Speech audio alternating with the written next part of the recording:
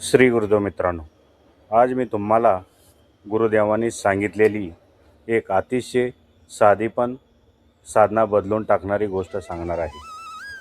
ही गोष्ट नाही, हा अनुभव आहे, हा मार्ग आहे आणि हा गुरुदेवांचा थेट आदेश आहे. एक दिवस गुरुदेव सर्व शिष्यांना शांतपणे समोर बसून म्हणाले, तुमच्यातील बरेच जण माझ्याकडे येऊन एकच तक्रार करतात, गुरुदेव, साधना करताना मन लागत नाही, जप करताना विचार थांबत नाहीत, डोळे मिटले की संसार उभा राहतो. गुरुदेव थोडे हसले आणि म्हणाले, मनाचा दोष नाही, पद्धत बदलायला हवी. तेव्हा गुरुदेवांनी सर्व शिष्यांना एकच गोष्ट सांगितली, साधना करताना माझा फोटो तुमच्या समोर ठेवा आणि माझ्या डोळ्यात डोळे घालून साधना करा. शिष्य गोंधळले. डोळ्यात डोळे घालून साधना. गुरुदेव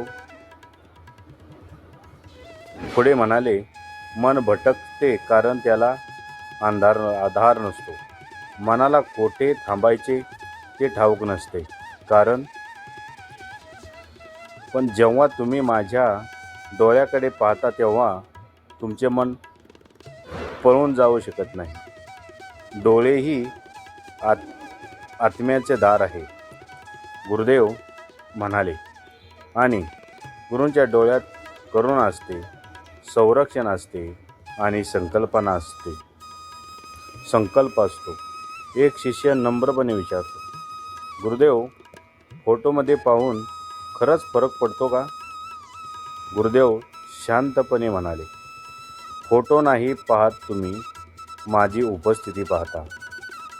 जेव्हा तुम्ही माझ्या डोळ्यात पाहता तेव्हा तो स्वतःला विसरता आणि जेथे मी संपतो तेथून साधना सुरू होते. मित्रांनो, ही साधना खूप सोपी आहे. साधनेला बसण्याआधी गुरुदेवांचा फोटो स्वच्छ जागी ठेवा. डोळे मिटू नका. नजर गुरुदेवांच्या डोळ्यावर ठेवा आणि जप सुरू करा. मन भटकले, विचार येतील, पण नजरेला हलून देऊ नका, कारण नजर स्थिर झाली की मन आपोआप स्थिर होते. गुरुदेव म्हणाले होते, मी तुझ्याकडे पाहतो असे समजून साधना करा. त्या क्षणी शिष्याला अपराधी वाटत नाही, भीती वाटत नाही, फक्त एक सुरक्षितपणा जाणवतो.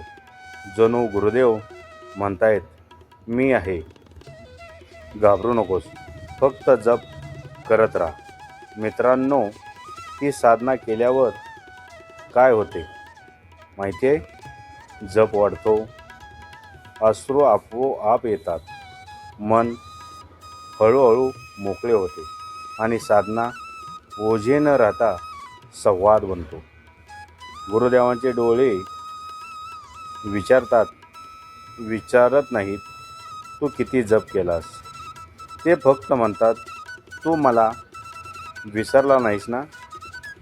शेवटी गुरुदेव म्हणाले, मन इकडे तिकडे भटकले तरी चालेल, पण माझ्याकडे पाहणे थांबवू नकोस.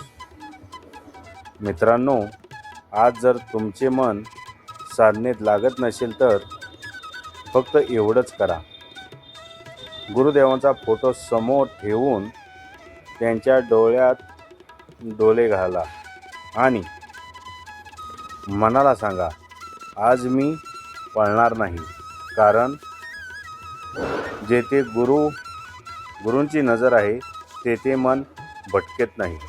जय सियाराम. मित्रांनो, तुम्हाला हा बोध कसा वाटला कमेंटमध्ये जरूर सांगा आणि साधना ह्याच पद्धतीने करा.